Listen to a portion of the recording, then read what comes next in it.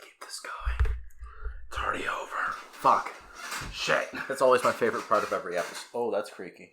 If you want to use that chair over there. Yeah. Speaking of laughing hysterically and then leaving.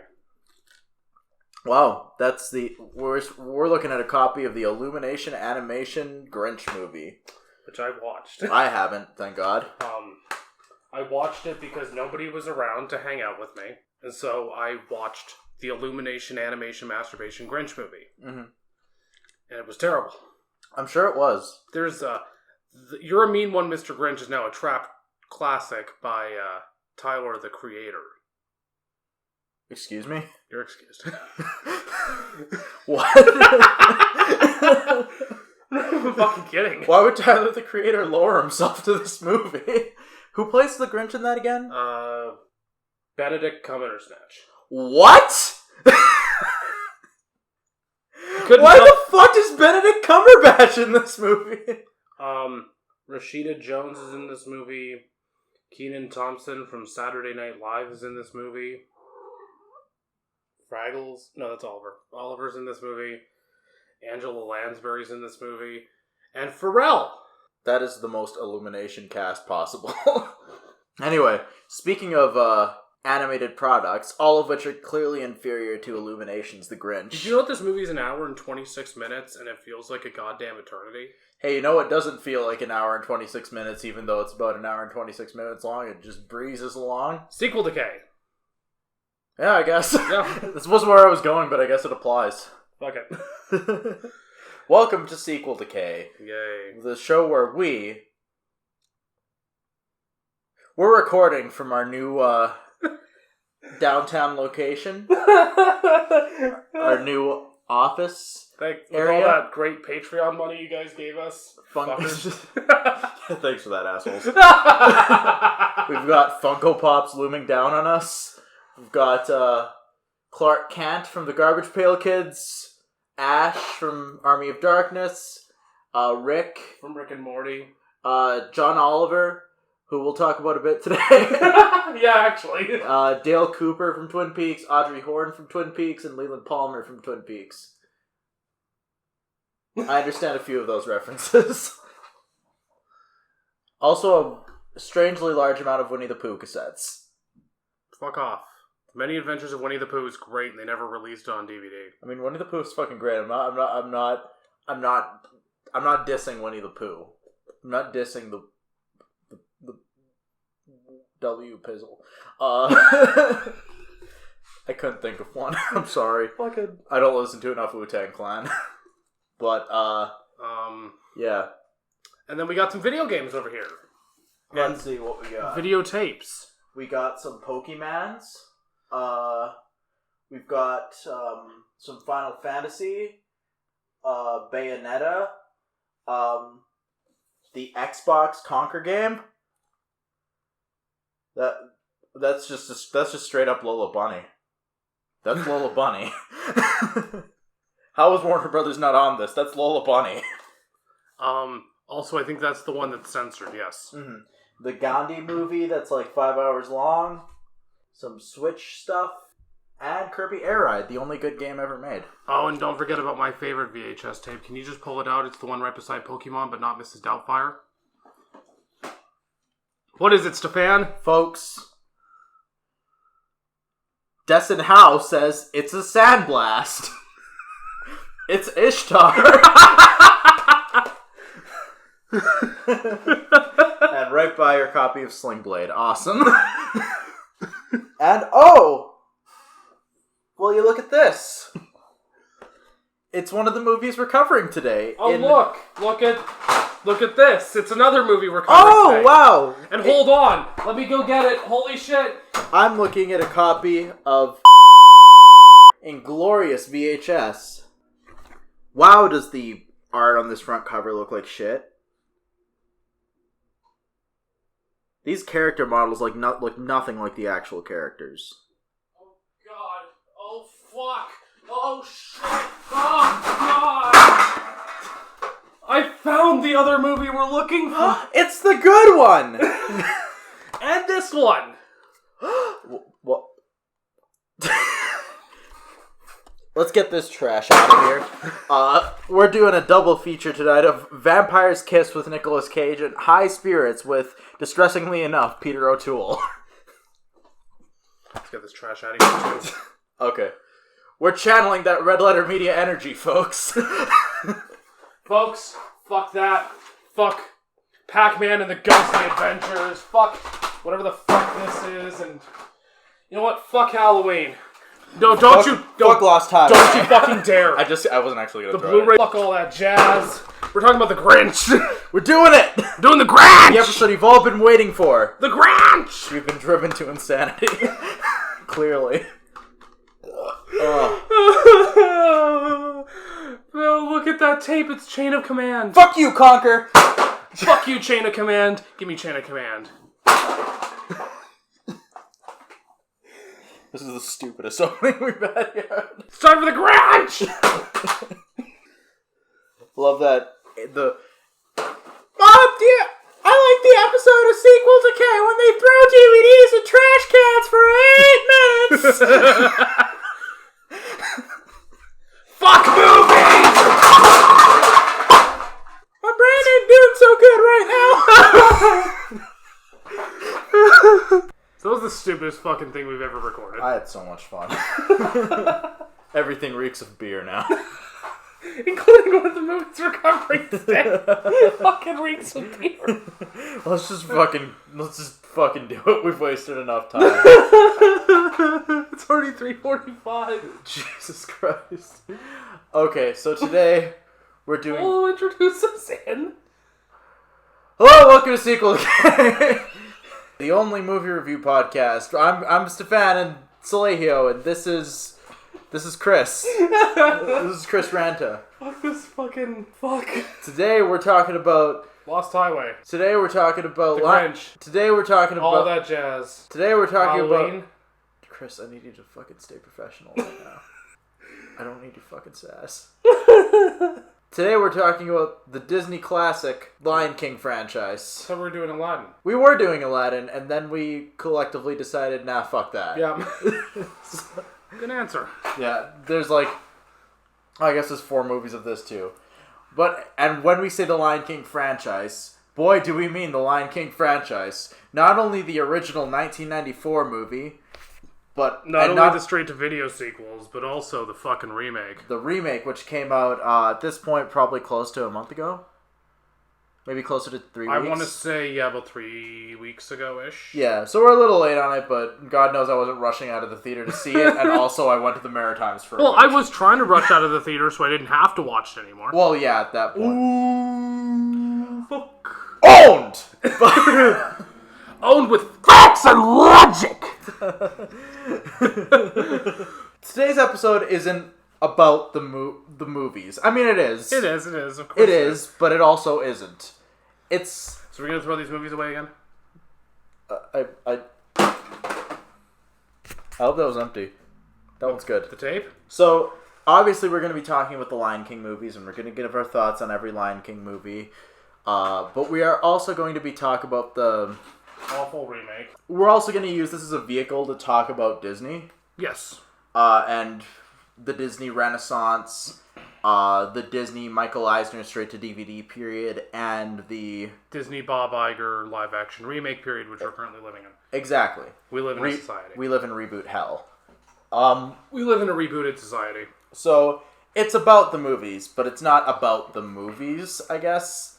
It's you get me. We are going to talk about the movies. We are. But you get me. There will be an intermission during this episode, because God knows I'll get stressed enough I need a cigarette. Mm-hmm. So, I guess we've wasted enough time. Let's get right into it. Let's just jump into it.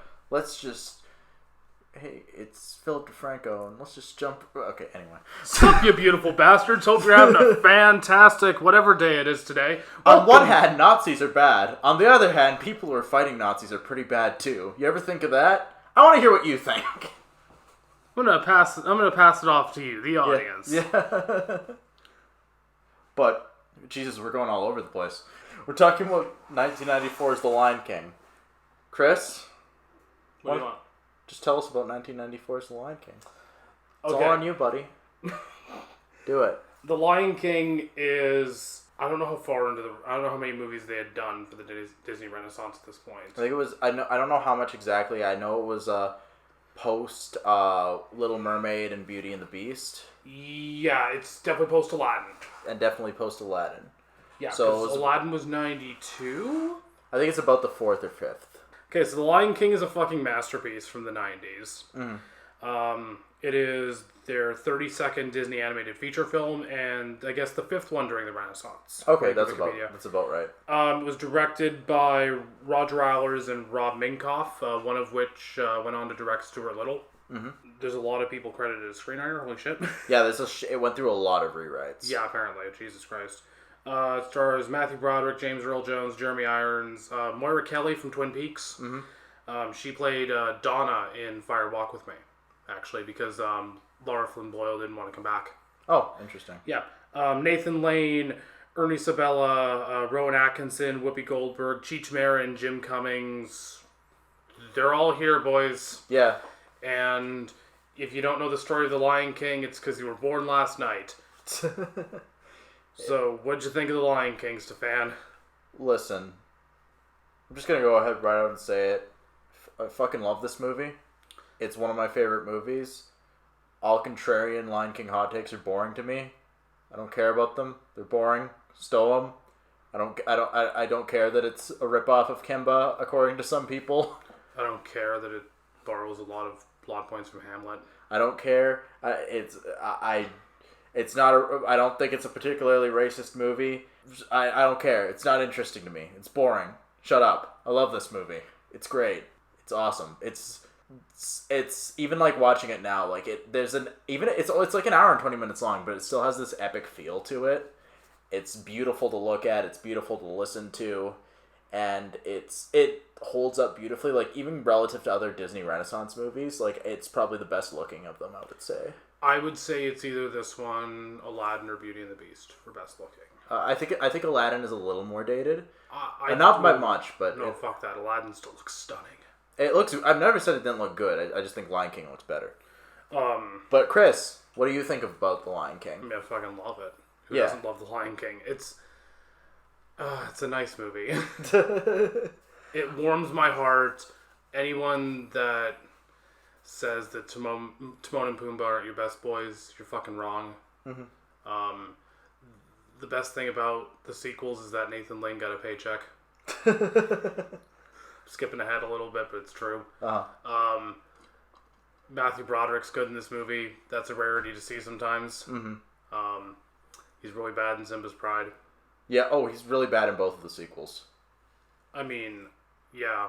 Actually, he was okay in 1.5. He's not as bad. He's barely in that one. Yeah, he's barely in it. I guess the sticking point, like, in the Lion King discourse right now is how the Lion King looks, just because of this whole debacle around the remake.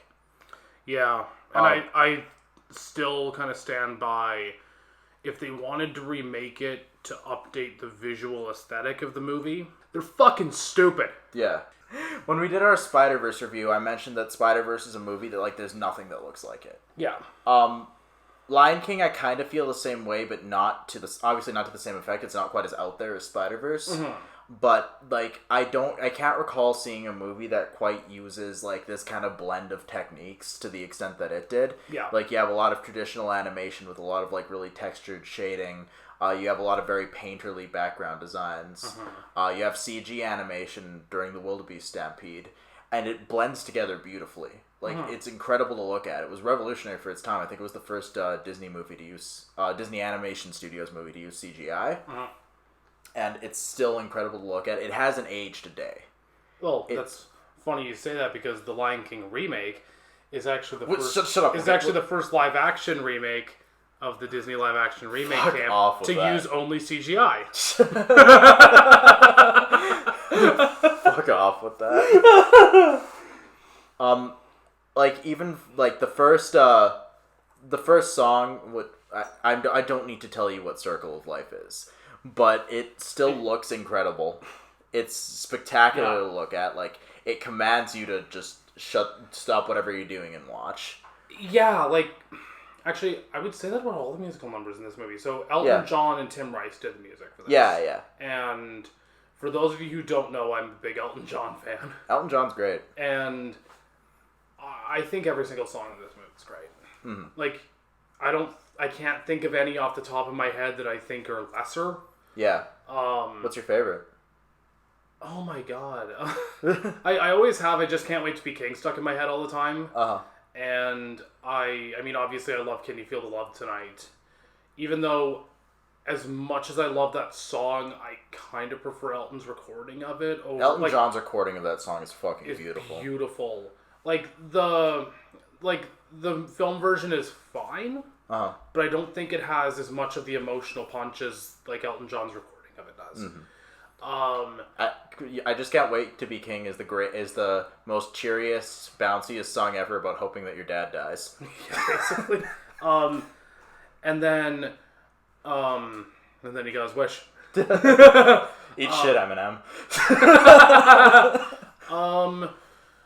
But I think Circle of Life hits hard too. Yeah. Like, and Hakuna Matata is great. Like, there's really none there where I sit there and go, oh, this one could have been cut completely. I can't believe you're just gonna disrespect Be Prepared like that. Oh no, I was gonna get there. Be Prepared is incredible. I think Be Prepared is my favorite. Be Prepared is, I think, at least in my top 3. Definitely not my favorite, but I also have no idea what my favorite one is. Mm-hmm. So I probably shouldn't be saying, oh, no. Mm-hmm. Like, it's definitely in my top 3, but I have no idea what my favorite song from The Lion King is. Mm-hmm. It's probably going to be either Can You Feel the Love Tonight, Circle of Life, or Be Prepared. Honorable mentions being literally everything else. Yeah. There is a kind of one exception. There's no least favorite, folks. There is one exception, because for some versions of the movie, right. I don't know which ones, because I just watched the movie on my iTunes copy, and this didn't have it. But some re-releases included a song called Morning Report, which was ultimately cut from the theatrical cut, but was reinstalled in some remakes, where it's Rowan Atkinson as Zazu singing a song. Yeah. And it's fucking awful. It's so fucking terrible. And in the theatrical cut, it's just a scene of Mufasa teaching Simba how to pounce on things by using Zazu as a punching bag, as God intended. Oh, it was part of the musical as well. Oh, really? Yeah. Oh, interesting. And it was added to the special edition DVD, which I'm thinking I actually have a copy at my parents' place. Oh, okay. Of that, so I probably have it. Well, there you go. Oh yeah, I definitely have that copy of the DVD. I actually kept that DVD because... So, I have the 2017 Circle of Life edition on Blu-ray because I didn't get my hands on the older release. Some of the bonus features are on the disc, and the rest of them are on the digital copy. Mm-hmm. And they don't tell you that except for in the fine fucking print. So when you give away your digital copy or throw it out because you're like, oh, I don't need a digital copy, you lose most of the bonus features. Awesome. So I held on to that DVD just so I have the bonus features. Just got to get it back from my parents. Yeah. Nice tangent, Chris. Thank you, Chris. I think kind of an it feels weird to say, but an unappreciated aspect of the music in this movie is the score. Yeah, Hans Zimmer's score is beautiful. And it's one of my favorite movie scores. Yeah. I think.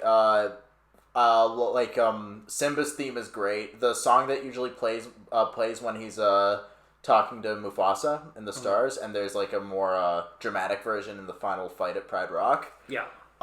That's also a great theme. Mm-hmm. It's weird that I don't see it mentioned as much, really. Just because I think the musical numbers are so iconic. Yeah. But the score is incredible, and I think it's probably my favorite Hans Zimmer score. Yeah, I think so too, actually, unless I can think of something else like right away, but I think it's definitely up there. Mm-hmm. I think that this movie perfectly encapsulates the potential that the Disney Renaissance had for completely overhauling and changing what animation was at one point in Hollywood. Yeah, it was... God, remember when animation was treated as just a jokey children's thing, and now it's actually a serious art form? Yeah, the Disney Renaissance had a huge part in that. Mm-hmm. And The Lion King was, I think, kind of the culmination of that. Yeah. Because it, like, I off the top of my head, I don't remember what came after it, but I can't think of... Pocahontas definitely came right after. Oh, well, fun fact, actually. Chris, I told you this already, but 2 movies were in development at the same time, kind of during this Renaissance era. One was the B movie, like the movie that the B tier animators were working on, which was Lion King, if you can believe it. And the A tier movie that they were working on was Pocahontas. Of course it was. Because whomst among us doesn't occasionally get colors in the wind stuck in their head? Or that song where they say that the indigenous people and the European settlers are actually just as bad, you guys. God, fuck that movie. Okay, so before the Lion King came out, we had Little Mermaid, Rescuers Down Under, and Beauty and the Beast, and Aladdin. And then they took 2 years to work on the Lion King. And then 2 years? That feels like not a whole lot. Well, okay, like there was a 2-year gap in between the release of Aladdin. Okay. So there was a 2-year gap in between the release of Aladdin. Because, like, beyond that, these movies were coming out, like, every fucking year. So this was the one that had the longest gap between releases. Right. Like, the first one to have a long gap between releases. And after that, it was Pocahontas, Hunchback of Notre Dame, Hercules, Mulan, and Tarzan. Okay, so they started getting more hit and miss after. Yeah, like... Of those, the only ones that I like are Hunchback and Mulan. I haven't seen Hercules in a while, but I remember liking it just fine. Hercules is kind of messy. And Tarzan's cute enough. Fuck Phil Collins, but it's cute. I do not like Tarzan. Okay, well, eat my ass. Alright. So yeah, like, it started to get a little more hit and miss after that, but it was definitely, like, you know, I think Lion King was peak. Yeah, it was... on so many levels, too. Like, I already mentioned the animation, and, like, it bears repeating... has not aged a day. No. It still looks incredible. Like, if you were to, like, if an animation... Okay, well, this would never happen because they don't have the budget, but, like, an animation student, like, came out with this now, like, it would still look incredible. Oh, yeah. Unfortunately, like, Western studios don't make 2D animated movies anymore, so...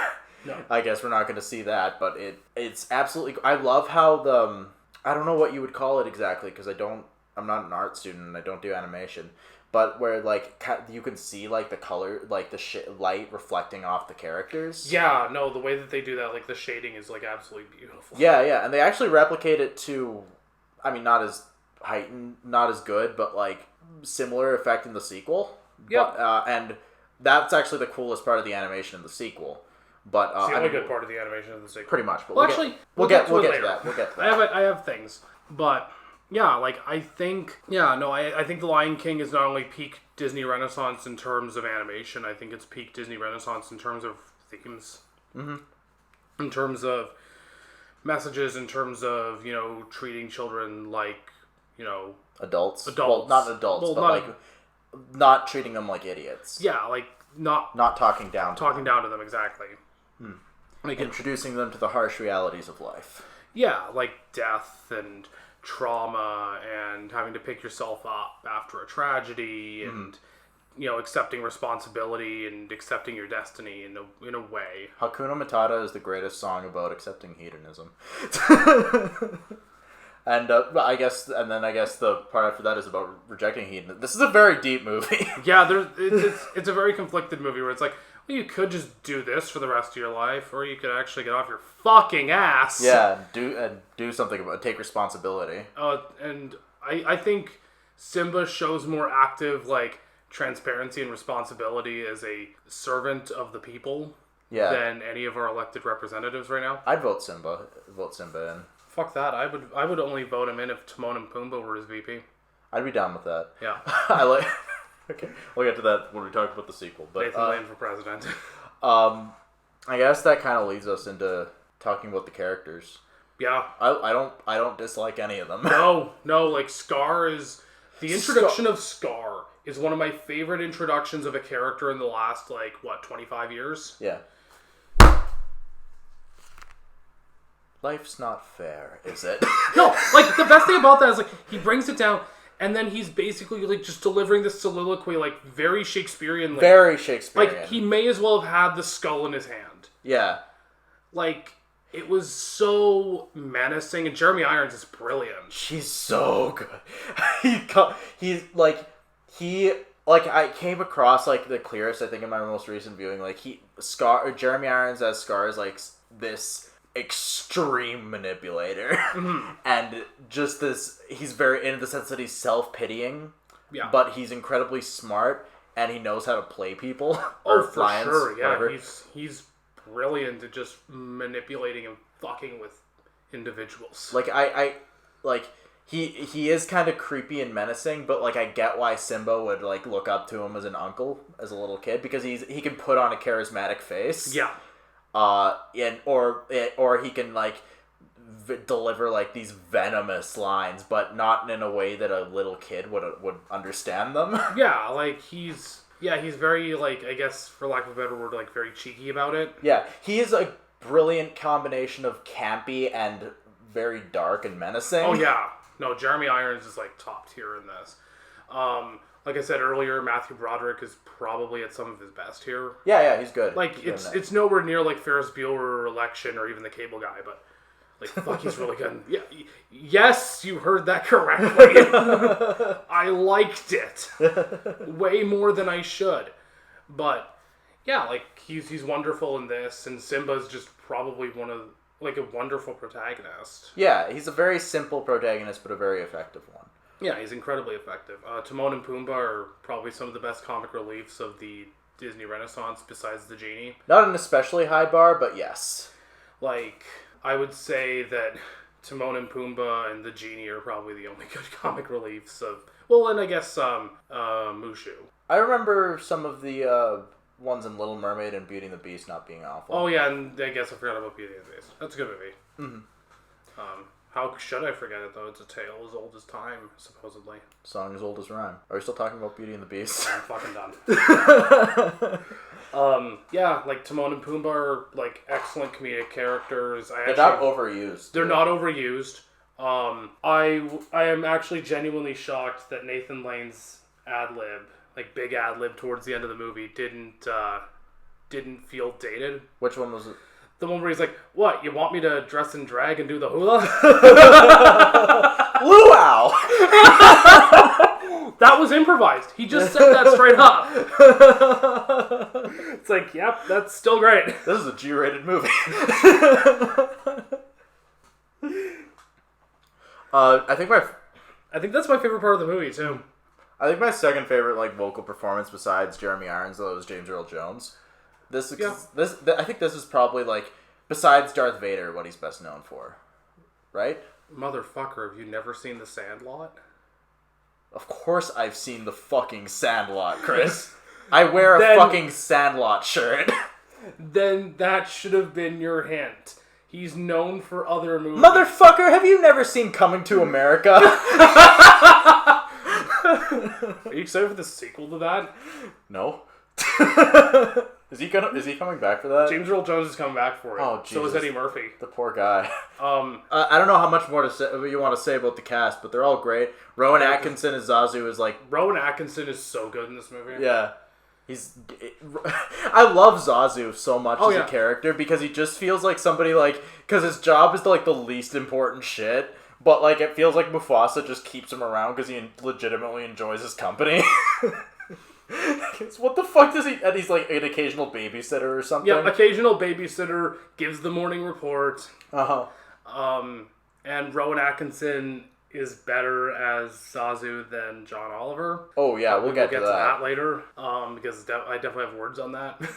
But, yeah, I don't know how much more I can talk about this movie without going through a lot of the obvious things. Like, do we even need to recommend it? Because everyone's fucking seen it. We obviously recommend it. I'll quickly say, as much as I kind of joked at the beginning, like, I don't care about the contrarian hot takes about this movie. Yeah. I do understand where some of them are coming from. Yeah. Like, because you can look at the hyenas and say, well, they're just racial caricatures because they're voiced by Whoopi Goldberg, Cheech Marin, Jim Cummings. I guess you could say Jim Cummings is kind of voiced like kind of ableist representation of a character. Like, I don't think that would really fly as, oh, he's the special one. I don't think that would fly today. No.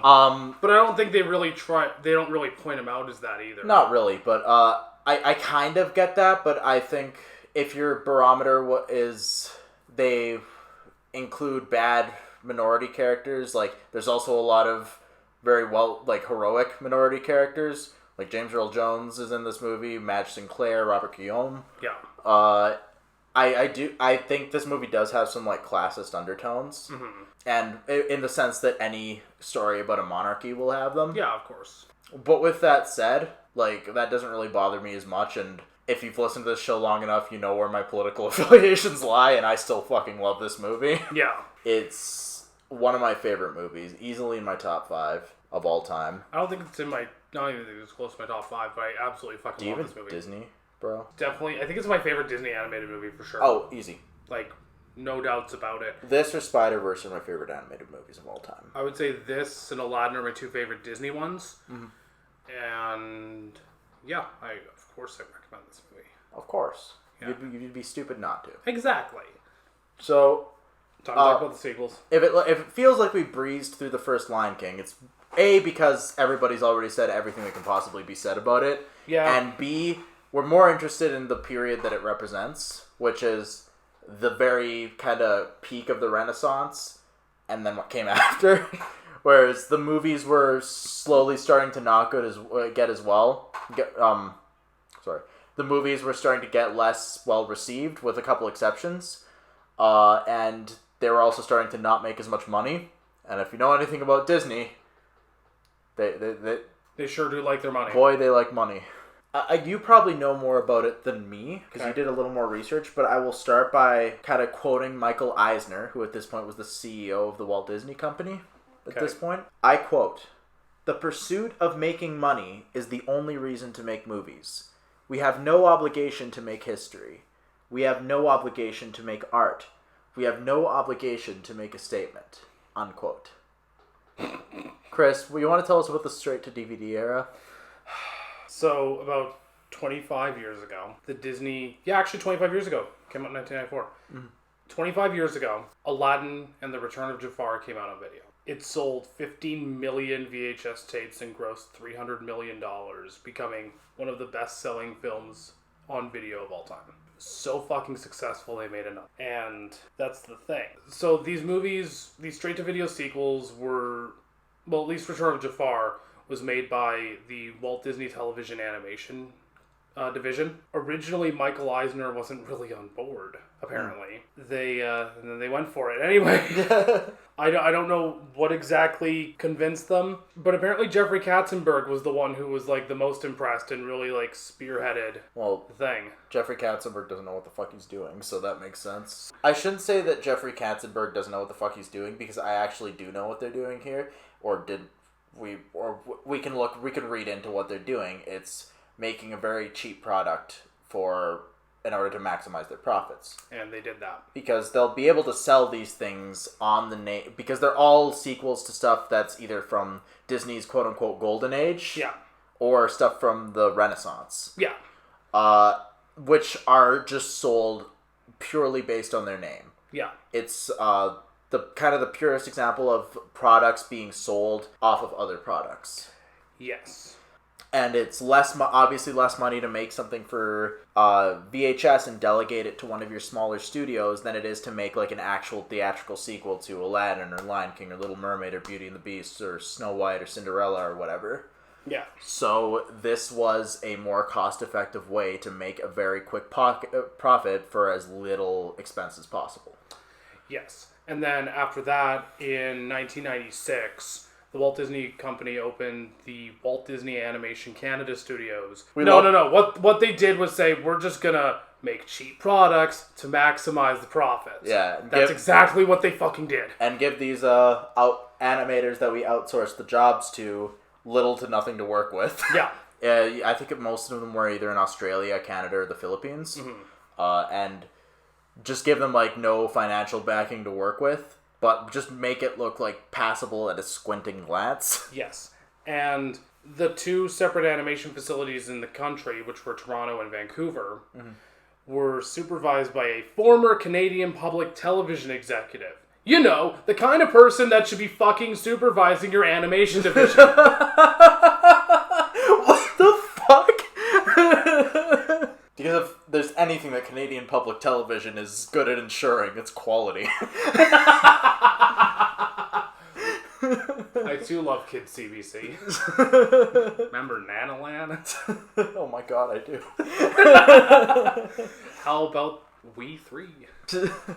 Like the comic? No, it's a children's television show for babies. Do you know what We 3 the comic is? No. It's a Grant Morrison comic. Oh fuck, okay. We're about- off to a good start. About 3 animals who are tested on genetically in a lab to become like super soldiers, and they bust out of the lab, and it's super fucking sad. Boy, I hate to tell you, buddy, but that's not what aired on Treehouse. God damn it, I was misled. And now, anyways, enough about Canadian public television. So basically, yeah, like what you're gathering from this is they're outsourcing these movies, or we're going to call them products for the rest of the episode. They outsource these. They're that first and foremost. Yeah, they're that first and foremost, according to Uncle Michael Eisner. Mm-hmm. So they would outsource these products to different animation branches in different countries, like you said, the Philippines, also Canada, Australia, Japan, and basically they would be like, okay, make these movies, make them cheap, make them shitty, make sure they look like Disney at a glance. Yeah, make sure they barely look like Disney movies, and that's how the Disney straight-to-video era came to be. In terms of content, aside from aesthetics and the music, which at least in the movies that I've seen, it's kind of sounds like stock music. Yeah. I don't like, or very, very generic anyway. In terms of content, they're very bland, usually. They're very, just stick the familiar characters in a situation and take the most basic theme out of it, slap it on, and that's your movie. Basically, yeah. And then make it about an hour long, and the kids will like it because it's the characters, and they like seeing those characters, and the parents will buy because it's a good way to keep them occupied for an hour and a half. Yes. The 2 Lion King sequels we got out of this were Lion King 2, Simba's Pride. Available now on video cassette. And only video cassette? Actually, you can get it on DVD and Blu-ray. Oh, really? Okay. Well, good for it. Where the fuck was the VHS? I threw it over there. Oh, okay. Well, I have the actual VHS right here. Warning, this video cassette is for private home viewing only. It is not licensed for any other use. Okay, I'm gonna stop. Anyway. And? There was also the Lion King 1.5. Okay. Which is like a sidequel prequel thing. Okay, so how it works is, a simple way of looking at it is if the first Lion King is Hamlet with a hint of Macbeth, Lion King 2 is loosely Romeo and Juliet. And Lion King 1.5 is just fucking worthless. I mean, yeah, but it's also kind of a very loose adaptation of Guildenstern and Rosencrantz are dead. Yes. But I don't think that's why anyone signed on. They were just look, someone got a paycheck. Good for them. Yeah, definitely. But, with these movies, it's very much the same old story for any Disney straight-to-video movie. Yeah. I actually think, from what I've heard, these are 2 of the better regarded ones. Yeah, because they actually feel like okay, I can't believe I have to say this. They actually feel like movies. Yeah. Because here's the thing. I went and kind of studied all these straight-to-video movies and just kind of looked over all their productions and their production pages on Wikipedia, and I made a little chart. It's called Films Released That Are Actually Episodes of a TV Show Pieced Together and Cobbled into a Movie. Yeah. They are the following. Hercules, Zero to Hero. Atlantis, Milo's Return. Mighty Ducks, The First Face-Off. Gargoyles, the movie, The Heroes Awaken. Belle's Magical World. Belle's Tales of Friendship. Buzz Lightyear of Star Command, The Adventure Begins. Every Recess movie known to man. Half of a Very Merry Pooh Year. Stitch the Movie, which was a backdoor pilot to a Lilo and Stitch TV show. Mm-hmm. I also saw on Wikipedia it said that many critics agreed that Cinderella 2, Dreams Come True. Fucking that title. Oh, fuck. Looks like the pieced together remains of a rejected TV show as well. So it's not to say that all of these went straight to television, like a lot of these were rejected. Yeah. And just kind of cobbled together into movies. That's why they were made with the TV studio in Australia. Yeah, that's why they were made with TV studios. But what... It reminds me of... You ever seen that Star Wars, the Clone Wars movie from 2008? Yes. Yes. It's the same thing happened with that, where it was originally the first 3 or 4 episodes of the show, And George Lucas apparently loved it so much, he was like, great, this is going to theaters. And it just doesn't work as a movie. And it just doesn't work as a movie. Yeah. Like, they're not bad episodes of the show. They just don't work as a movie. There's a reason that they're different mediums. Mm-hmm. And what I will say about these is they actually feel like they were conceived as movies. They don't feel like they were cobbled together because the TV show got rejected. They feel like they started as movies and they ended as movies. Although there was a Timon and Pumbaa TV show. Yes, there was. I don't know. I think it was. I don't know if it was before Simba's Pride or after. I think it was probably about after the same. Simba's Pride or somewhere around there. I've seen episodes of it. It's not great. Yeah. Oh, I'm sure it's not great, but it was before 1.5. Mm-hmm. So I guess let's talk a little bit about the movies themselves, huh? Ready? Yeah. They're not good. They're bad. None of them are good. They're bad. They're pretty bad. Lion King 1.5 is probably my favorite straight-to-video Disney animated film. Oof. And this is coming from someone who... And you do not like this movie at all. And I don't really like it. No. However, again, this is not saying much, because I don't think any of them are good. I would say that if you want the one Disney animated straight-to-video movie that's like a complete personification of what that subsection or that phenomenon was, absolutely it's Return of Jafar. Oh yeah, absolutely. Okay, Stefan, you know what time it is? What time is it? It's time to move on to our new segment. What's our new segment? It's called The Simpsons Connection. Sure. Welcome to the part of the show where I start talking about how everything connects to The Simpsons. Alright, I'm gonna use the washer. So, one thing I kind of noticed is that, like, you know, back when these movies were being made in, like, the mid to late 90s / early to mid 2000s, because these things took up, like, I want to say at least a solid, like, 13 years of Disney's fucking time. Uh-huh. They ended up casting a lot of popular actors of that era. Including, you know, people like Jason Alexander from Seinfeld, or, you know, Andy Dick, or I guess Nev Campbell. They got a bunch of people in these movies. One thing I've actually noticed is that in Lion King 1.5, they have Julie Kavner from The Simpsons who plays Marge. You noticed. You texted me. Yes, I did. You texted me going, oh my god, it's Marge Simpson. And, what the fuck is his name? The guy who plays Homer. Dan Castellaneta? Yes, him. He plays the genie in both the Aladdin animated TV show and the genie in Return of Jafar because Robin Williams wouldn't come back. Yeah, because they fucked over Robin Williams. Yes, if you'd like to learn more about that, go watch the Lindsay Ellis video. Please do. So, yeah, a lot of, like, Simpsons actors kind of showed up left, right, and center in this as well, and the thing is that they never really turned off their Simpsons voices at all. No, they didn't even bother. No, like, there's moments in Return of Jafar where the genie absolutely, positively, 120% sounds like Homer Simpson, and it's hysterical. Because you're just waiting for, like, I don't know, some stupid shit to happen. Like, when the genie talks about his vacation in Return of Jafar, I'm waiting for, like, a flashback of him going to the land of chocolate or something. Like that. Or, like, the genie going to an all-you-can-eat fish and chips restaurant and then suing them. Boy, I love The Simpsons. It's a good time. Going back to the actual movie, I guess. Fuck. I watched Lion King 2 a shitload as a kid. Oh, okay, because I never really watched it that much as a kid. I watched 1.5. Yeah, I mean, I was like 6 or 7, and I didn't fucking know the difference. I had a great time with it. It's boring. It's fucking boring. They're both extremely boring movies. Yeah. There's not a whole lot to them. Anything, what I would have rather seen from Lion King 1.5, and it's my favorite part of 1.5, is when they're MST3K'ing the shit out of the first one. Yeah. And just kind of riffing it. Like, that would have been nice. Yeah, yeah.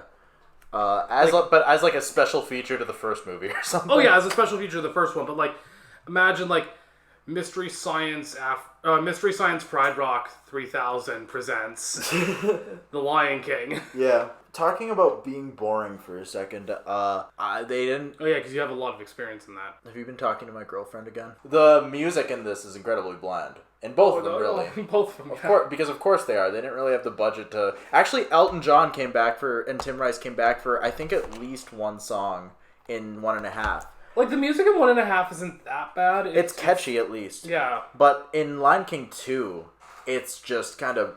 It's just boring all around. But the one exception is He Lives in You, which is the opening number. Yes. Which, by the way, in the context of Simba's daughter, that's just kind of creepy. oh, yeah. Ew. What the fuck? Did you not think about that until No! It's gross. The fun thing about He Lives in You is that it was originally from the Broadway musical based on the first movie, and it plays at the moment when Simba goes to the pool with Rafiki and talks to the spirit of his dad. Yes. And that makes a lot more sense. It feels like this movie, with a lot of the musical numbers especially, tries to just connect it thematically to the first one without like that actually making any sense. Like, you have your Circle of Life clone and He Lives in You, which it does not lyrically speaking, but in terms of like kind of the feel of it. And I'm pretty sure it's also Lebo M who does the singing. Lebo M is a South African kind of singer and I think composer who does a lot of the singing in the Lion King movies. Yeah. And he's really great. And he also does a Zulu version of this song in the credits of the remake, actually, which I listened to, and it's actually really cool. Then you have the Be Prepared clone in My Lullaby, which is just boring. It just drones on. And I think there's a song that came before, but I've already forgotten it. We Are One, that's what it's called. Okay, so basically what we're saying is the music is forgettable. The music is forgettable and boring. Love Will Find a Way can suck a dick. You Pendy is the fucking worst. It's like kind of a bouncy love song, and it's just trash. It's garbage. I watched Simba's Pride yesterday, and I remember nothing about it. I'm struggling to remember it, and I finished it this morning. It's bad. While we're on the topic of the songs, I was just thinking of Rafiki, who has like a major part in this movie for some reason. They seem to like take all the fan favorite characters and like blow them up by like 100%, so they had a bigger role. Like Timon and Pumbaa are in this a lot, and they have nothing interesting to do. They did that with Return of Jafar as well, because they gave Iago so much more to do. Mm-hmm. Like, the genie shows up like 30 minutes, and then they just hang out with the genie for like 30 minutes. By the way, this movie's called Return of Jafar. And also, if you thought the songs in Lion King 2 were bad, the songs in Return of Jafar are worse. Because they're all given to Iago. Oh. And Gilbert Gottfried is not a singer. Oh, that's disgusting. So basically, just imagine, oh god, someone throw me the name of the song. I Will Always Love You. And I will always love you! Kill me. Jafar! So basically what I'm saying is imagine Gilbert Gottfried singing. Yeah, bad news. While we're on the topic of the straight-to-DVD movies, in terms of the animation, it does look cheap in a lot of parts. I think they do kind of do a thing where they try to replicate like that shading effect I was talking about earlier from the first movie in the second and third, and 1.5 as well. And if you squint, like, it looks fine.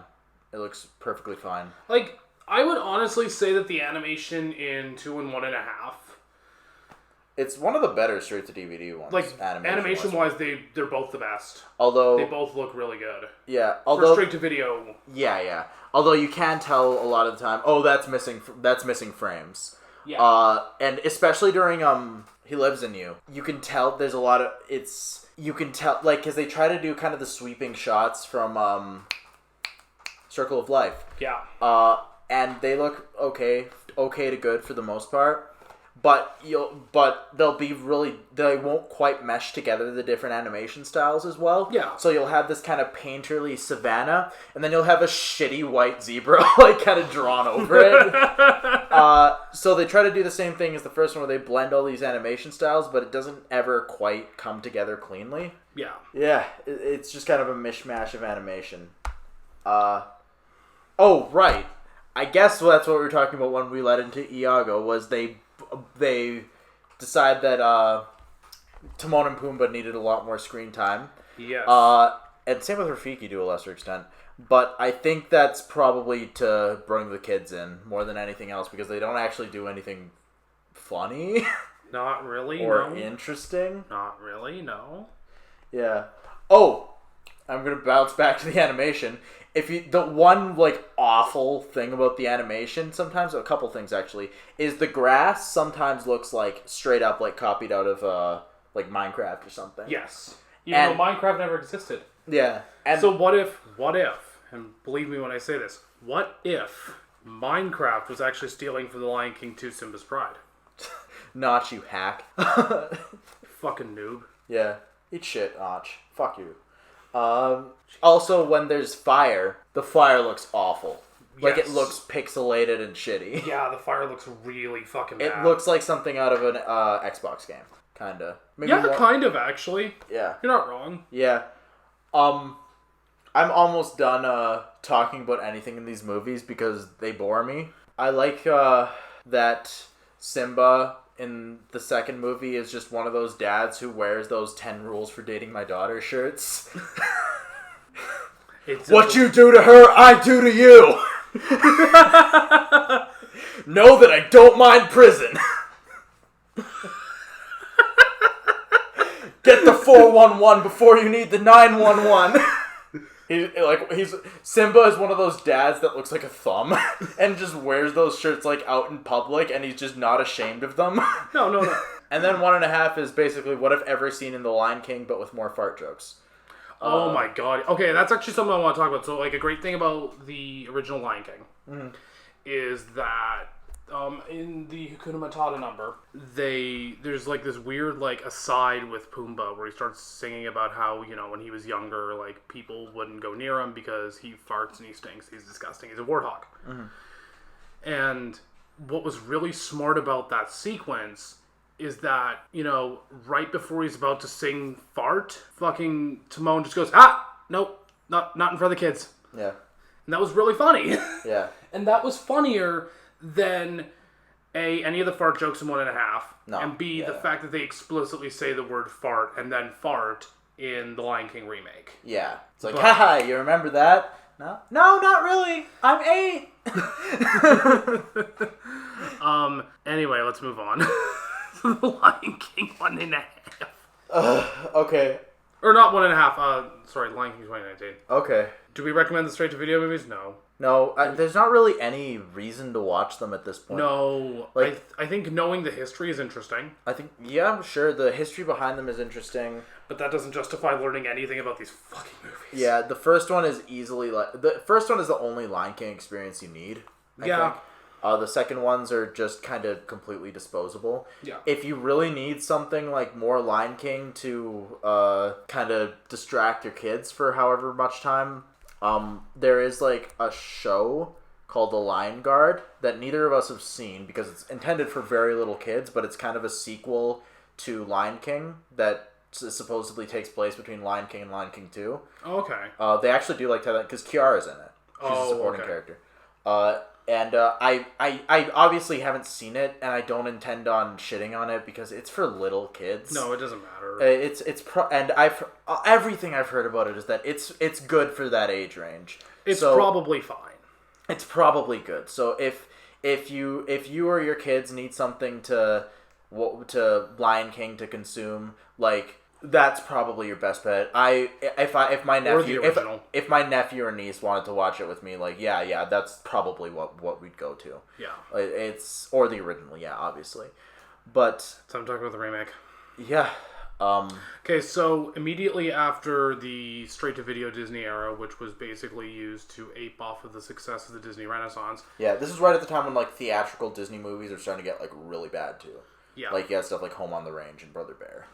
Well, at that point, yeah, they were getting... Well, Brother Bear's not that bad. Brother Bear isn't awful, but it's definitely not Renaissance stuff. No, it's not Renaissance stuff, but after the Disney straight-to-video movies started to peak and then fall, you know, those things that were aping off the Disney Renaissance movies, and Michael Eisner left, Bob Iger came in and started this new trend, which is just aping off the Disney Renaissance, called the Disney live-action remakes. Mm-hmm. That are terrible. Most of them run the gamut from, like, mediocre to above average. Actually, you know what? That's more fair, yeah. Like, I would say, like, there's 2 that I can think of off the top of my head that I actually really enjoyed. And those are Pete's Dragon. Mm-hmm. And I guess since it fits in the Wikipedia page, I'm going to say it, Christopher Robin. Yeah, I love Christopher Robin. Christopher Robin is probably my favorite of them if we're counting it. Yeah, if we're counting it, then Christopher Robin. If we're not, then definitely Pete's Dragon, because that one's actually really solid, too. Yeah. I remember liking the Jungle Book, too. And I remember being perfectly okay with the Cinderella one. The Cinderella one I thought was completely okay. The Jungle Book I actually want to watch again because the only time I've ever seen it was on a tiny fucking laptop. And I feel like I got absolutely nothing out of it, so I want to give the movie a proper chance. Yeah, the movie looks great. Yeah, it looks great, and they do enough with the story to like differentiate. Yeah, which is not what The Lion King does, by the way. Nor do some of the other ones. Nor do a lot of the other ones. Obviously, you had people going to see it because it's again kind of the same principles as straight to DVD ones, but on a much bigger scale. Yeah, where you're gonna see it because it's Cinderella, because it's Jungle Book, because it's Beauty and the Beast, because it's Aladdin, because it's Lion King, and that might be the 1 to 5 movies you see this year because you don't have time to fit in other stuff, and you know your kids will probably like this. Yeah. So that's the kind of market share that Disney has cornered for itself. So it makes sense that they would do that. Also, it allows them to renew the IPs, which is another big part of it. So, Stefan, why don't you tell us a little bit about The Lion King 2019, directed by Jon Favreau. Okay. On autopilot. Hey, guess what? What? You remember what we said about The Lion King 1994? It's the exact same movie? That.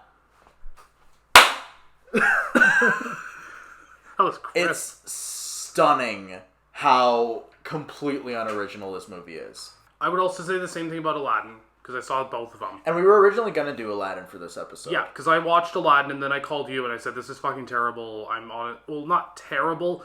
It's bad. I said to you, this is fucking bad, and I think we should do a sequel Decay on it. And you said, okay. And then we started hearing some shit about The Lion King. Yeah. And we went, ooh. So I decided I would take the bullet and go see it. And then we would decide which one we were going to do based on how I felt at the end of The Lion King. Now, please note, I did not go into this movie wanting to hate it. Yeah. I don't think you did either. And the same thing goes for Aladdin. I think I knew it was going to be bad, but I wanted to get something out of it. Yeah, like, I mean, I had low expectations for these movies, and low expectations does not equal me going in wanting to hate a movie. Like, honestly, if The Lion King was good, we would have probably done Aladdin. If Aladdin was good, we probably would have done The Lion King, like if it was vice versa. And if they were both good, then there's no point for this episode. Yeah, and if they were both good, we wouldn't have done the episode. Or if we did do it, it would have been like, hey, look, a refreshing change of pace from like what we thought was going to happen with Beauty and the Beast. Unfortunately, I couldn't stand either of them. I think they're both two of the most morally and creatively, well, I shouldn't say, well, I guess morally in terms of like, you know. It's entirely a product of capitalism, and it only exists to make money. Yeah. And it cynically squanders all the hard work of extremely talented craftspeople and actors in the name of churning out a product that is literally only exists to sell more products. Yes. Based on another superior product. Yeah, so basically because of that, it is the most morally and creatively they're both two of the most morally and creatively bankrupt films I have seen all year. At this point, like you had just kind of alluded to, I do not consider these films to be films. I consider them to be products because that is all they are to me right now. Yeah. I think that they're not the worst movies I've seen all year on a technical or I guess for lack of a better word, objective level. Like, I still think Hellboy's the worst movie I've seen all year. I would agree with that. But holy shit, The Lion King I think is between the two, and it's hard to pick because they're both pretty bad. But I'm gonna give Aladdin the slight edge because at least there is an original song in there. It's not a good song. Yeah. By any stretch of the imagination. I'll have to show it to you. But it's not a good song, and it's a song with Jasmine. And they change a couple things around, but they just lead to the same fucking outcome at the end, so it ultimately doesn't matter. Like, yeah, whatever. Jasmine's the Sultan at the end of Aladdin 2019. Neat. Who gives a shit? Yeah. Like, literally, that is the most bad faith feminism Yeah, no I've kidding. seen in a From movie. fucking Disney? From fucking Disney. And also, no, this would never fucking happen. Yeah. Not in fucking the Middle East. Not in the Middle fucking. Ages. Not in Middle East. No. This is kind of going off a tangent. This like kind of cynical wokeness that Disney profits on, and it's more apparent, I think, in the Beauty and the Beast remake, where we that's not what we're talking about today. But where No, we can talk about it. where the backwardness and conservativeness of the townspeople is just because they were put under a spell, and it's like that's not how that works. I feel like that was added into the script as Donald Trump was running for president. I don't know, maybe. But in Lion King, like, there's this moment where, like, Shenzi, by the way, from the original movie, like, Whoopi Goldberg's character isn't comic relief anymore. She's just a generic girl boss. Yeah. The hyena. And she has Who played her, by the way, in this one? I don't actually know. But she has this confrontation with Nala at the end, and it's supposed to be, like, this big moment. And it's like, is it because they're both girls? That's the only connection I can find. Like, they don't have that... there's no reason this should be that big of a deal. I was waiting for, like, some college frat boy lion to come out and scream, "Girl fight!" Florence Kasumba. That's, Sure. Io from, the, Black Panther. She's one of the, Dora Milaje. She's, like, his bodyguard. Yeah. Oh, okay. She's good. She's a good actor. No. She's wasted in this movie. But... I was going to say everyone's wasted in this movie, but... Okay, before we really dive in, I just want to say some positives. Okay. And I'm going to be stretching, but this is going to be quick. Okay. I think the technical craftsmanship is incredible. I think there's a lot of effort put into it. Nothing that we say about the visuals is meant to disparage people who worked on it. No, well, and I will at least say, going into the visuals, if I'm going to say anything positive, when the animals' mouths aren't moving, I think it looks really good. Yeah, exactly. I think because when the animals' mouths start moving, and this is not their fault, it just has this very uncanny valley. It's because when you stop anthropomorphizing the animals and you try to make them photorealistic, it looks weird when they make human mouth exactly, movements. and that's not a problem with. That's not something I got to give the animators shit for. That's something I could give anyone, whoever's idea that was. I don't know whose idea that was, but whoever's idea that was to make them so photorealistic. Yeah, that's their fault, and that's weird. I don't remember that being a problem in Jungle Book either. I'd have to rewatch it, but I don't remember that being a problem for me. Yeah, so I don't know. I like the casting decision of Billy Eichner and Seth Rogen. The idea, yeah. If you're not gonna get Nathan Lane and Ernie Sabella, like, that's about as good as you can go. I don't really think they have any funny lines. I don't think... No, I think the problem is that they're let down by the writing. Yeah, although there was that one moment that I don't know how much of this was intentional, but it's the one moment where, like, the deadpan, like, animal faces work. It's like, they don't do the drag luau hula thing anymore, but they do Be Our Guest. They do Be Our Guest, and that's whatever. But before that, like, when Simba says live bait, he and Nala just stare at Timon and Pumbaa, and it's just these, like, deadpan stare lion faces. And it's not intentionally what they were going for, but I think that's fucking hilarious. Because it's just cat faces staring, like, expectantly. And we're really stretching here, but they do a reprise of He Lives in You in the credits. It's sung entirely in Zulu, and I think that's really cool. I'm done with positives. Let's do it. Good. Okay, so fuck this movie. Fuck this. Disney's a bad company. That's an understatement, but yes, they are. I don't understand why they're still trying to milk the fucking Renaissance cash cow for what it's worth. Oh, because it makes money. Yeah. I cannot wait for when they start making video games out of the Renaissance movies, because they can. Kill me. Can we also talk about how they're calling this a live action movie, but it's actually animated? That's so cynical.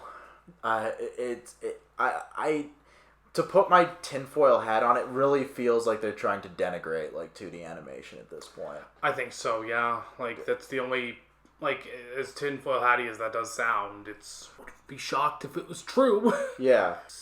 I don't know why they bothered doing this. I don't see the point.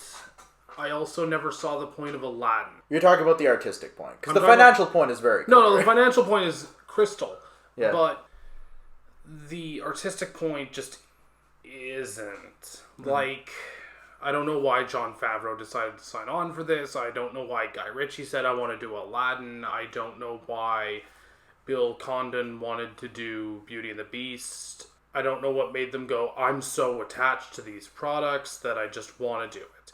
Like, or these scripts. Mm-hmm. Because, and again, like, kudos to, because The Lion King is more or less some lines changed aside, the exact same fucking movie. Yeah. Except about 30 minutes longer. The 30 minutes they add on is mostly, like, exposition, too. Oh, yeah, it literally feels like you're watching an extended cut of The Lion King where they just extend the scenes out. Yeah. And they just add like new lines, like with John Oliver and Zazu. Yeah, John Oliver just ad-libs. He's basically ad-libbing the whole time, and you can tell it's a John Oliver ad-lib because if anyone here has seen Last Week Tonight, yeah, and I do like the show. I like it all right. I like it. I have problems with it, but I'll go on a Twitter rant, I'm sure. I would say out of all the late night satirical news shows out there right now, I'd say that John Oliver is like the least of my worries right now. Yeah, I think he still carries a lot of water for U.S. imperialism if you look at his issue on episode on Venezuela. But of the liberal late night talk show hosts, he's by far among the least bad. I would say he's probably my favorite. Yeah, because I like him. Yeah, no, I genuinely really like him, and I genuinely think he puts a lot more work into his shows than like Trevor Noah or Samantha Bee. Here nor there, though, because we got to talk about Disney. What I'm trying to say is, John Oliver does this thing a lot on Last Week Tonight, where when he's kind of riffing off of a joke he's making, he shouts a lot and he just drags it out. Yeah. And it's really not that funny. No. And that's basically all he does here. Yeah. Like, that's his ad-libbing. Yeah. You can tell he's ad-libbing when he starts doing the John Oliver thing of like, I'm gonna really like shout it like what I'm trying to say, and I'm gonna make a bunch of like funny noises and it's like, oh my god, stop. Yeah. Like Rowan Atkinson is great as Zazu, and I think he kind of sounds like a pompous douche. Exactly, and I think Rowan Atkinson can do that really fucking well. Yeah. Like a sympathetic character, but a pompous douche nonetheless. Oh yeah, like I mean, like that's the guy who played fucking Mr. Bean. Yeah. but yeah, like with John Oliver, the problem is that he's basically playing himself. He's not playing a character. He's straight up playing himself. I don't know why they cast Eric Andre in this. Yeah, a lot. The casting is fucking weird. The cast is brilliant. Like for the in terms of like who they cast. Yeah, like Donald Glover has so much talent in like his foreskin, let alone his entire body. I don't think you quite finished that thought. It's like he has more talent in his foreskin than his entire body. I said let alone. Yeah. Oh yeah. Oh okay. Well, there you go. He's really good at like he's really good at everything. He's really good at stand-up. He's really good at making music. He's really good at acting. He's really good at being on sitcoms. Anything the man tries, he is brilliant at. Exactly. Like anything he does, he's good at. Yeah. And you know, like it feels like they completely wasted him here. Like there were points, and I even told you this. I don't know how you felt about it, but there were points in the movie where like if you put the voice clips of Glover and Broderick up beside me, side by side, and just the audio, and had me listen to them without me knowing which was which, I wouldn't be able to fucking tell you. Oh yeah, no, absolutely. I'm sure if you gave him with like good voice direction, he would have been great. But he sure, yeah. James Earl Jones sounds like he's falling asleep. Yeah. It's also because he's very old at this point. But I think he was going to die. Yeah, I thought he was dying in the moment. It was really sad. Mr. Iger, can I go to the hospital? No! Mr. Iger.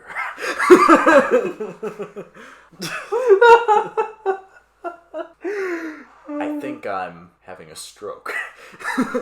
Well, not until you finish the movie. I don't think this is how I actually sound. Hold on. Fuck. None of that stuff. Quickly, these dollar bills ain't gonna light themselves on fire. I swear to God, if you don't get me another $1 billion project, we're gonna have to blame our financial failures on Dark Phoenix.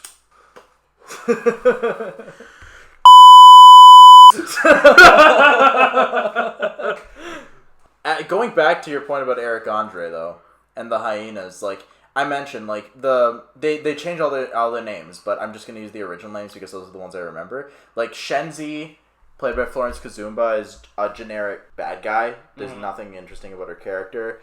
Keegan-Michael Key is kind of the bonsai, and he kind of riffs with Eric Andre's character, who voices Ed, who is a very different character. Nothing works with them, and that's a goddamn shame because Florence Kazumba is a really good actor. Keegan-Michael Key is brilliant. Keegan-Michael Key is brilliant, and Eric Andre is one of the funniest people alive right now. You know what would have been great, though? Yeah. If they replaced either Eric Andre or Keegan-Michael Key with Jordan Peele or Hannibal Buress. That would have made more sense, wouldn't it? That would have been great. Imagine Eric Andre and Hannibal Buress in a Lion King movie riffing. That would have been great. That would have made up for the entire movie. But we didn't get that. We just it sounded so awkward. Make Disney the Eric Andre show again. And then imagine Eric Andre's hyena and Hannibal Buress' hyena interviewing Pumbaa, who was played by Seth Rogen, who was also interviewed on the Eric Andre show.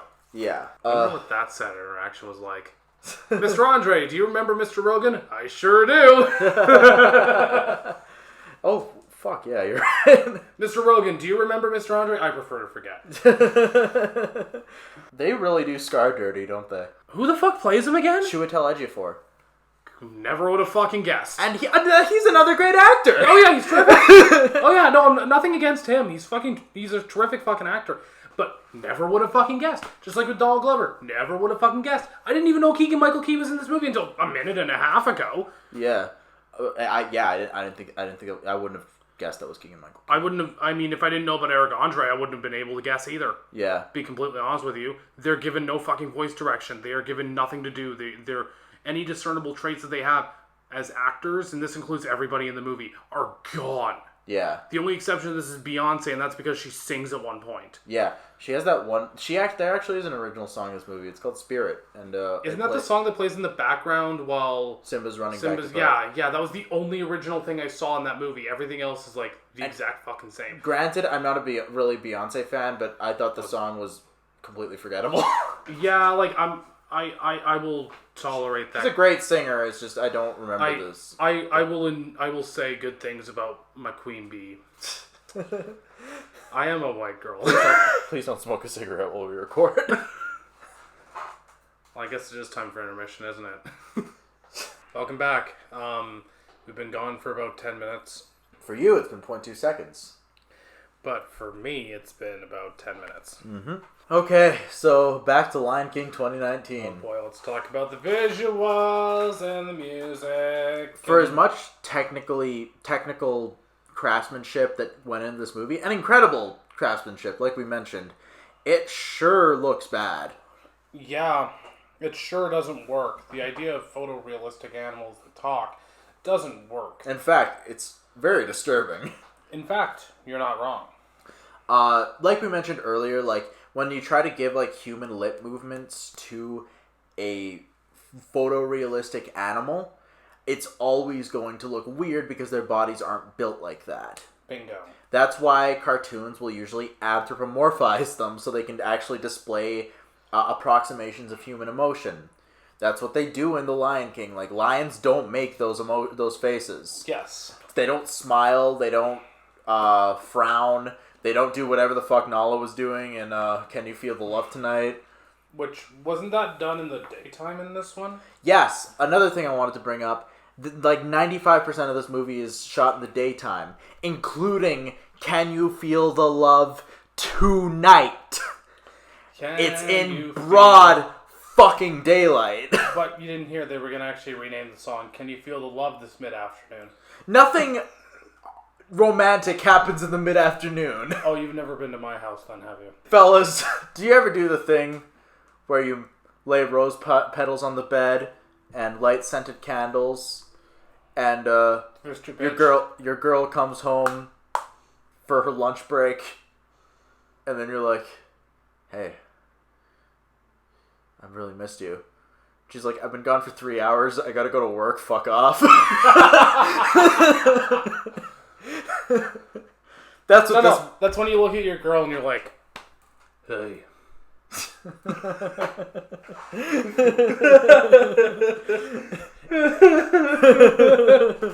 That's a reference. It's a wonder we're not single. Anyway, so 95% of this movie takes place at daytime. I don't imagine it would have been that more cost extensive or to like actually film shit at night. Do you remember if Be Prepared takes place at night or in like at least a dark environment? It takes place in a gray environment. I want to say about 4 o'clock in the afternoon. Pretty ugly looking. Yeah, it's really ugly looking. There's nothing really dynamic. Everything is very static and boring as far as visuals are concerned. And then it takes a lot of like weird camera techniques they used in The Lion King and like the old one, and then uses them again. Like the shot of like the intense like pullback of the camera when Simba sees Mufasa die. Yeah. It does that. And it looks terrible in It this. looks awful because it's not as stylized as the original. Exactly. It's just literally a real line going, ah. Yeah, it's not. There's no energy to it. There's no urgency to it. A lot of the composition in the shots, and like I have a lot of respect for composition in animation, for shot composition, because you have to create it from scratch. Yes. You don't have an actual literal camera to work with. Yes. And they just kind of don't really bother with it. This image went around on Twitter for a while where it's Scar talking to Simba in the gorge right before the stampede. Yeah. And you have a lot of like establishing dominant shots where Scar is very looming in the frame and Simba's very small. But he's smiling, so he doesn't really realize it. And so it's kind of very eerie. Yeah. And they're like kind of on equal levels. Simba's actually like a little higher, and it's just like very static. They're just staring at each other levelly. Mm-hmm. And there's nothing interesting going on. It literally looks like it could be taken out of a nature documentary. Which again, a full credit to the animators for that, I guess. But it's not interesting on a cinematography level or on an emotional level, because any emotion, again, and this is why you don't animate your animated movies, and this is not a live action movie, this is an animated movie. This is an animated movie. This is why you don't animate your animated movie with photorealistic animals, because all that emotion on their face is gone, which means any emotion that they should be it makes the actor's job 10 times harder. Oh yeah, because what are they supposed to work with? Exactly. And if your voice director is garbage, mm-hmm. then there's nothing you can do. So like basically what I'm saying is like any emotion, and again, because the performances aren't that great, they're honestly just kind of middling at best. Mm. And because of that, like any emotion that should be there is gone. Yeah. Like, I've noticed a lot of the people that say that they like this movie are the people who just really like the fact that like it looks so photorealistic. Yeah, and that's like the main and granted, like again, a lot of technical craft to it, but there's not a lot of thought to it. Yeah, I think that's the biggest problem. There's not a lot of thought to it. The character designs are incredibly boring. Yes. And that's another, like, we keep coming back to this, but it's a consequence of the photorealistic direction. Like, in the original Lion King, Scar and Mufasa and Simba, adult Simba at least, are all lions from the same family. You can tell them apart at a glance. Yeah. Scar is obviously a different color, and he's kind of skinny. And he's got the scar in his eye. And he's got a scar, black hair, brown fur. Mufasa's very big and imposing. He's a thick boy. Yep. Simba is kind of looks like Mufasa, but he's more lithe and skinny, and he's got a softer expression. Yes. You cannot tell any of them apart in the new one. The most you can do is Scar's kind of mangy. That's all you can do. The lionesses all look the same. There's no variation between. You lose all the character. Exactly. And that goes back to the photorealism, but it all comes with that. Mm-hmm. And it just looks like this is a perfect example of how a movie visuals can be technically great, but also be awful, I think. Which is kind of odd, but it makes sense if you think about it. Mm-hmm. Well, because it's both, like, on a technical level, in theory, it sounds like it could work, and then you do it in execution, it's like, no, because you lose. Yeah, sure, your movie technically looks really good, but you're losing so much on an artistic level out of it, mm-hmm. and it just falls apart. Mm-hmm. And it's bad. It's really bad. I could not wait to get out of this movie. I was extremely depressing because I just kept begging people to go with me because I didn't want to go to it alone. I offered to go with you. Yeah. And this would have been my second time going, so I'm a really good friend. You're a really good friend. But I invited my brother, and he's like, no, you deserve this. So I just kind of sat cross-armed in the corner with, like, this theater full of very bored children, I will add. There were some kids who, obviously there were some kids who were, like, really happy to see, it's Lion King, whatever. And they were probably into it, and maybe they've never seen the original. Maybe. Like, whatever. They're little kids. Mm-hmm. But a lot of them were just really quiet and, like, kicking their feet. It was really depressing, I guess. Because I want, like, kids to have fun when they're watching a movie. I think that's a really good barometer. Mm-hmm. And it looks like it did nothing for a lot of them. Like, I can't speak for everybody. It's one theater in Edmonton, but That's what I noticed. Don't you mean Chicago? St. Louis, Chicago, Kansas City, wherever the fuck. Milwaukee, Basement. Singapore. We're everywhere and anywhere at the same time. We're in your basement. I was actually gonna look in their basement to see if we're there. I hope so. Really? That would be really funny. Oh, fuck! I wasn't hoping these pathetic losers would be filming here. Like somebody from the future barges into that door. Hey.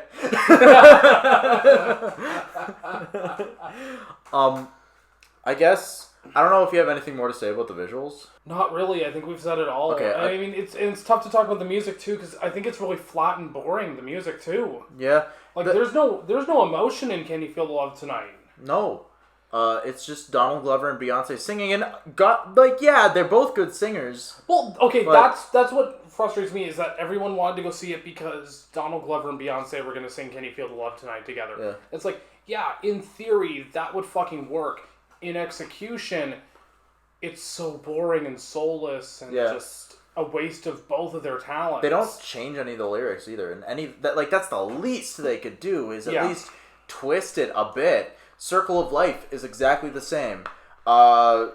Even visually, it's exactly the same. They didn't change a fucking thing about the It's the Circle same, of but Life blander. Yes. Is what it is. Just Can't Wait to Be King. Same shit, Except but blander. not as vibe. Yeah.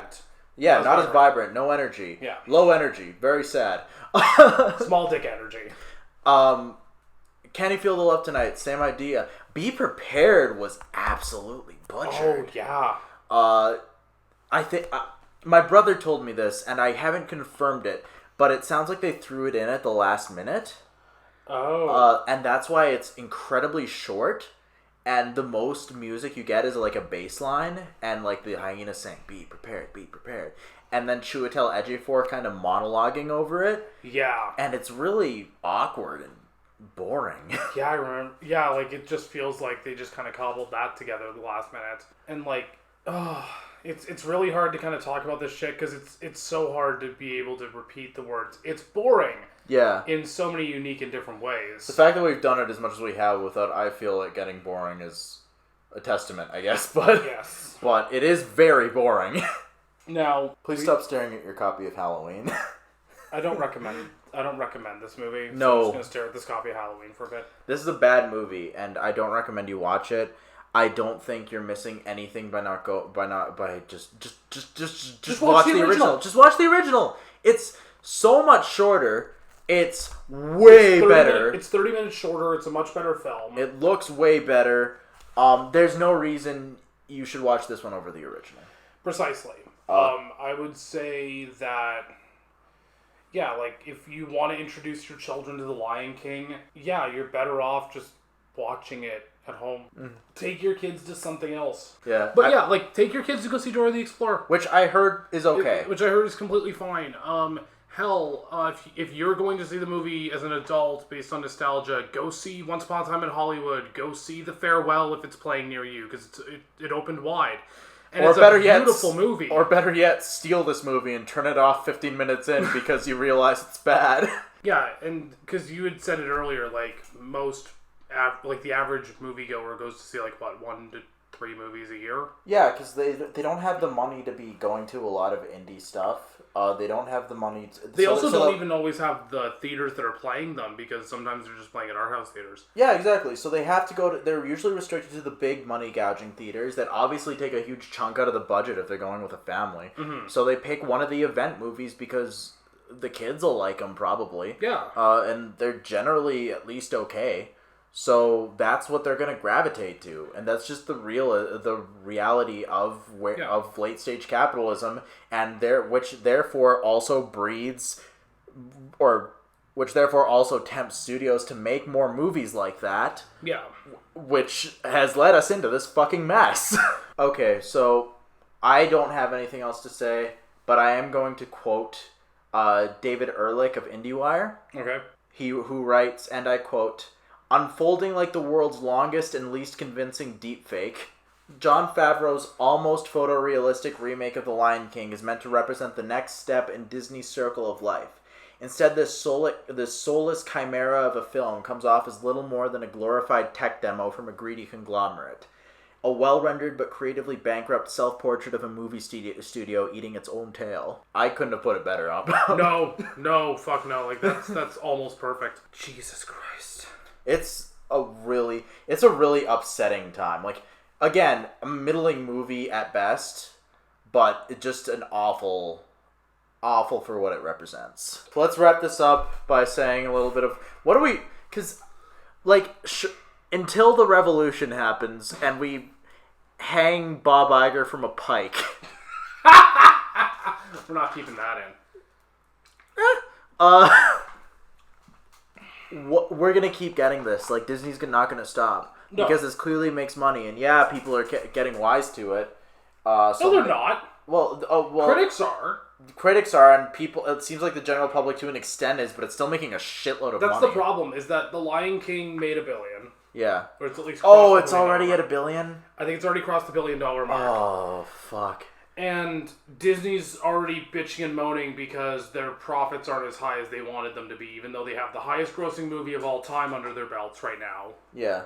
And they also made a shitload of money off of Lion King, and of course they're not going to blame Dumbo, which underperformed.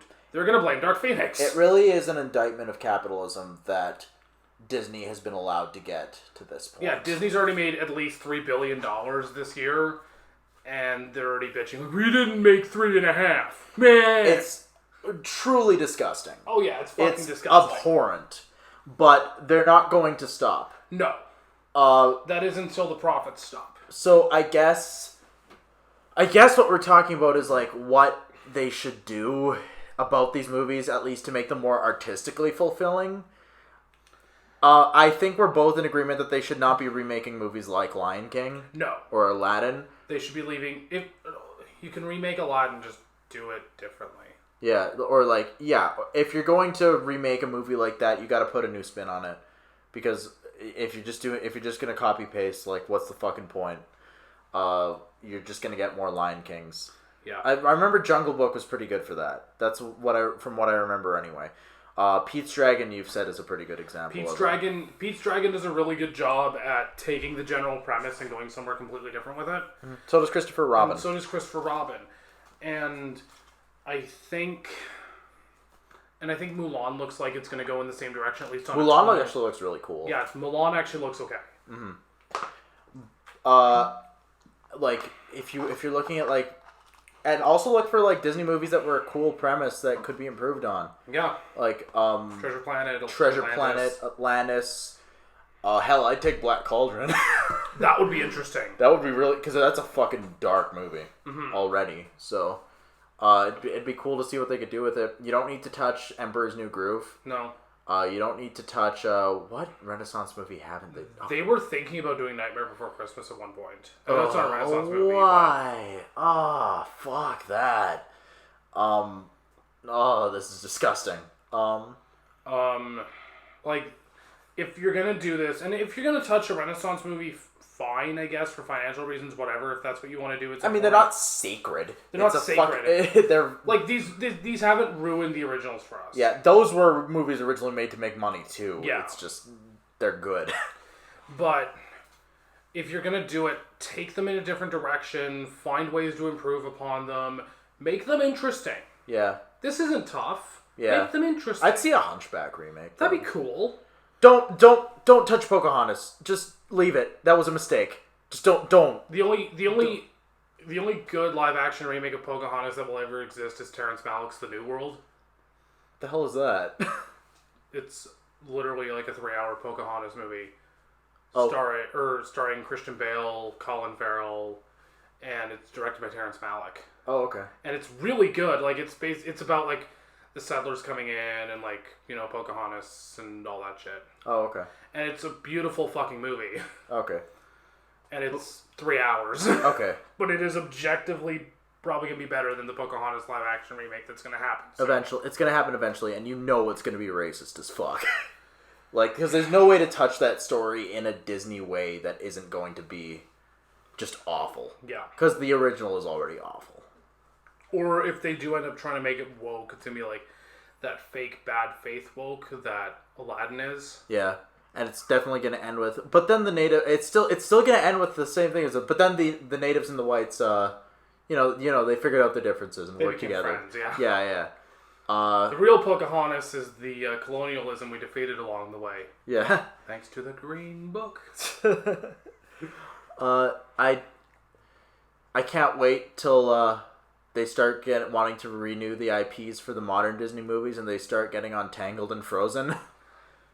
I hope that never happens. Well, I've already said I'm probably going to start rioting as soon as Nightmare Before Christmas gets the remake. You're not rioting already? We're in the endgame, buddy. Speaking of which, Avengers Endgame comes out on Blu-ray tomorrow. Sure. Fine. If you it's a good movie. Whatever. Just if you want to see that, I can't fucking stop you. Just do it. But it doesn't need you. It's fine. It's doing fine. You don't. Oh fuck! I hate Disney. All right, so let's wrap this up. Chris, do you recommend Lion King 2019? No, you don't. I don't either. These remakes are a bad idea. They're not going to do them right. Mulan looks cool though. Hopefully, it's not bad. Yeah. Watch the original Lion King. Fuck the sequels. Fuck the sequels. Watch Lion Guard. Why not? You got little kids, make them watch Lion Guard. Clockwork Orange them. Make them watch Lion Guard. Ew. Show your kids Clockwork Orange. Sure, why not? Fuck it. Better than Lion King 2019. Fun for the whole family. Alright, we're done. We're Sequel Decay. You can find us on Facebook, on Twitter at Decay Sequel. You can find our individual Twitter accounts there. Never mind, we're good. You're listening to this on YouTube. We have our other stuff on YouTube as well. We have a Patreon. We're done. Anything else you want to talk about? Plug? You want to talk about the Grinch? We're not Let's talk about the fucking Grinch. We're not talking about the Grinch. We're going to talk about the fucking Grinch. No. We're going to talk about the fucking Grinch. No. We're going to talk about the fucking Grinch. No!